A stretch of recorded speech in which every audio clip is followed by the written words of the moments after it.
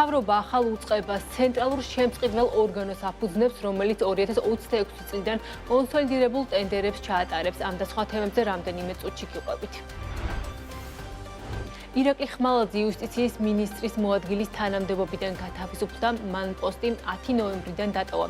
ხმალაძე პაატასალიას მოადგილედ 15 მაისს დაინიშნა, მანამდე ის თბილისის ვიცე-მერის თანამდებობას იკავებდა. პროკურატურის მტკიცებით სფერო ჰოლდინგის ხელმძღვანელი პირები მოტყუებით 12 მილიონამდე ლარს დაეუფლნენ, კომპანიას თანხები 244 მოქალაქემ ჩაურიცხა. გალტენდაგარდის ცნობით თბილისში საშუალო ზომის ბინის ქირის ფასი თვიურად 1,1% გაიზარდა და კვადრატულზე 9,7 დოლარი შეადგინა, ქირის ამონაგები კი 8,6%-ზე შენარჩუნდა. წელს 9 თვეში საქართველოს რკინიგზა 79,229 ერთეული კონტეინერი გადაზიდა, რაც 2024 წლის ანალოგიურ პერიოდთან შედარებით 17,3% მეტია.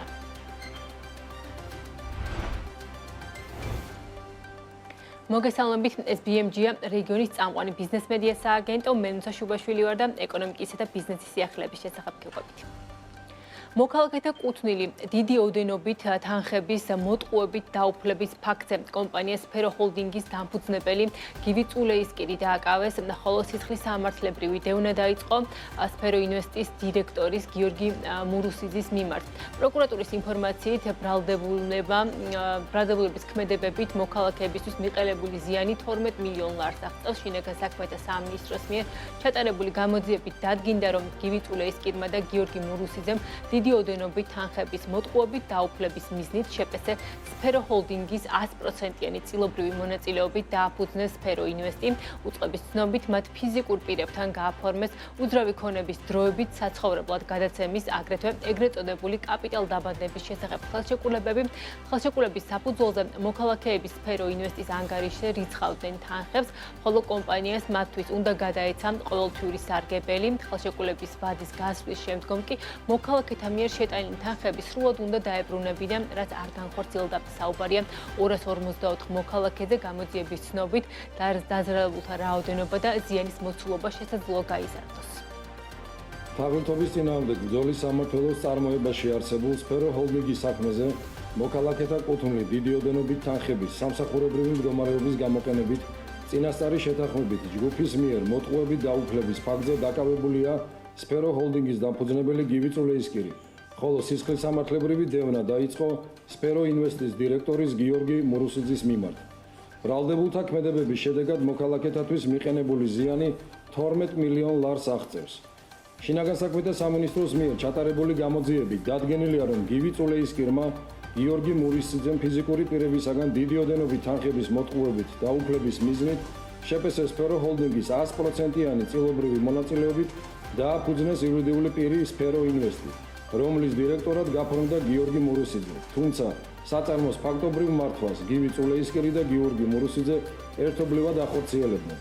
გივი წულეისკირმა და გიორგი მურუსიძემ 2022 წლის თებერვლიდან 2025 წლის ოქტომბრამდე სფერო ინვესტის სახელით ფიზიკურ პირებთან გააფორმეს უძრავი ქონების დროებით საცხოვრებლად გადაცემის, აგრეთვე ეგრეთ წოდებული კაპიტალ დაბადების შესახებ ხელშეკრულებები. გივი წულეისკირმა და გიორგი მურუსიძემ ზემოაღნიშნული ხერხით 254 მოქალაქის ორგანიზაციის საბანკო ანგარიზე ჩაარიცხინეს დიდი ოდენობის თანხები, თავად კი არ შეასრულეს ნაკისრი ვალდებულებები და 12 მილიონამდე ლარს მოტყუებით დაეუფლნენ.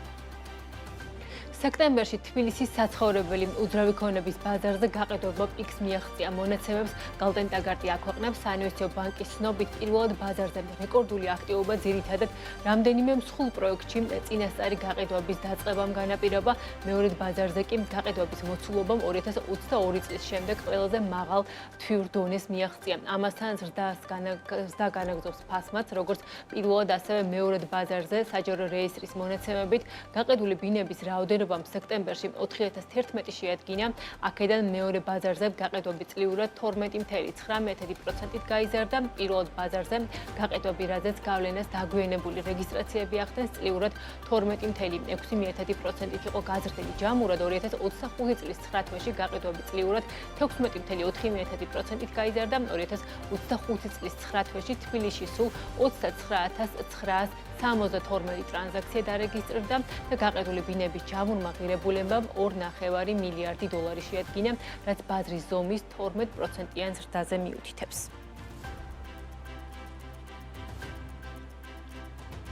საცხოვრებელი უძრავი ქონების ბაზარზე უცხო ქვეყნის მოქალაქეთა წილი გაიზარდა. გალტენ ტაგარტის მიერ სისტემური დეველოპერების გამოკითხვა აჩვენებს, რომ წელს 9 თვეში მათ მიერ რეალიზებული ბინების დაახლოებით 74% საქართველოს მოქალაქეებმა, 26% კი უცხო ქვეყნის მოქალაქეებმა იყიდეს. ქართველების წილი შემცირების ტენდენციას აჩვენებს, მაგალითად, თუ კი 2023 წელს ბაზარზე საქართველოს მოქალაქეებს 84%-იანი წილი ჰქონდათ, ეს მაჩვენებელი უკვე 2024 წელს 79%-ამდე შემცირდა, წელს იანვარ-სექტემბრის მონაცემებით კი 74%-ამდეა ჩამოსული.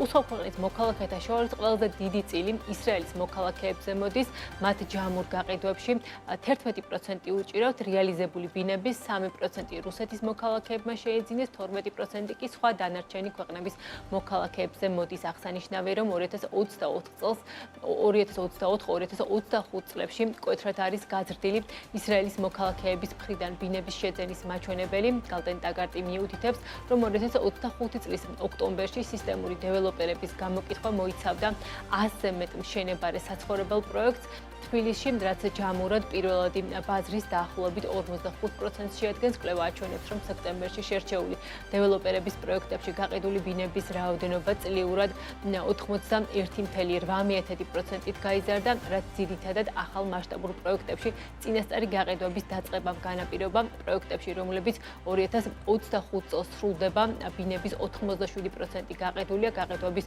უმეტესი წილი დეველოპერების მიერ შეთავაზებული შიდა განმარტებებით განხორციელდა.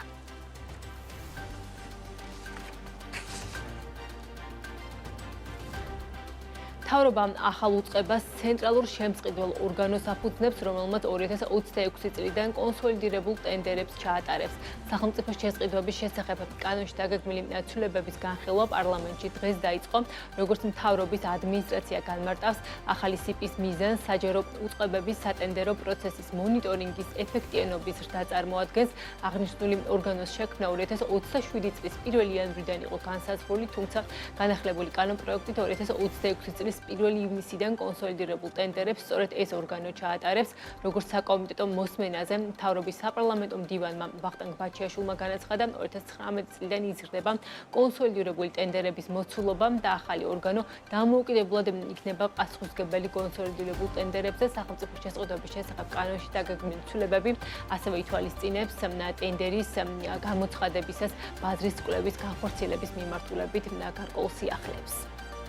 აღნიშნული კანონპროექტი წარმოადგენს სახელმწიფო შესყიდვების სფეროში დაგეგმილ მნიშვნელოვან რეფორმებს, გულისხმობს ბაზრის კვლევის სრულიად ახალი ინოვაციური მოდელის დამკვიდრებას და ცენტრალური შემწყიდველი ორგანოს შექმნას. ცენტრალური შემწყიდველი ორგანო ეს იქნება დამოუკიდებელი საჯარო სამართლის იურიდიული პირი, რომელიც დღესდღეობით სახელმწიფო შესყიდვების სააგენტოს იმ კომპონენტს, რაც გულისხმობს კონსოლიდირებული ტენდერების ჩატარებას, წამოიღებს და სრულად ეს ორგანო დამოუკიდებლად იქნება პასუხისმგებელი. შესაძლებელია, რომ ცალკეული კომპონენტი კონსოლიდირებული ტენდერის ყველა საბიუჯეტო ორგანიზაციებისთვის გამოაცხადოს ასევე ამ შემწყიდველმა ორგანიზაციამაც, ისევე როგორც დადგინდება კონკრეტული მონეტარული ზღვარი, რომლის ზემოთაც განსახორციელებელი შესყიდვები სწორედ კონსოლიდირებული ტენდერის ფარგლებში შეისყიდება.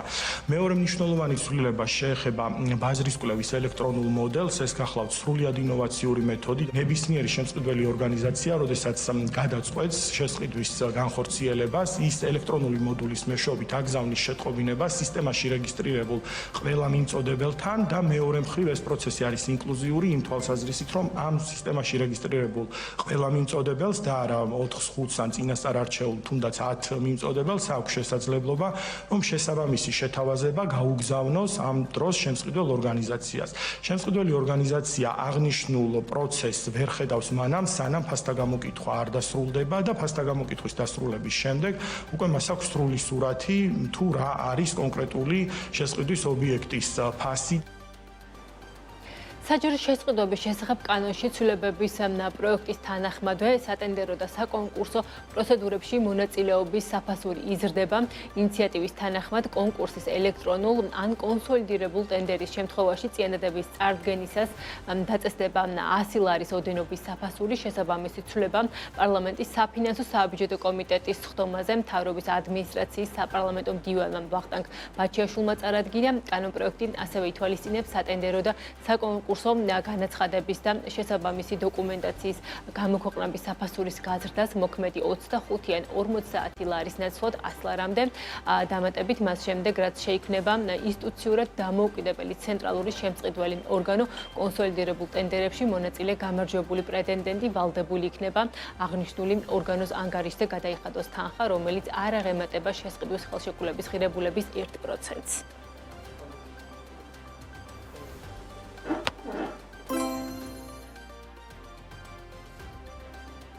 ასეთ იყო ამ დროისთვის საქმის კურსი, ჩვენ უკვე ერთმანეთს 15 საათსა და 30 წუთზე შევხვდებით დროებით.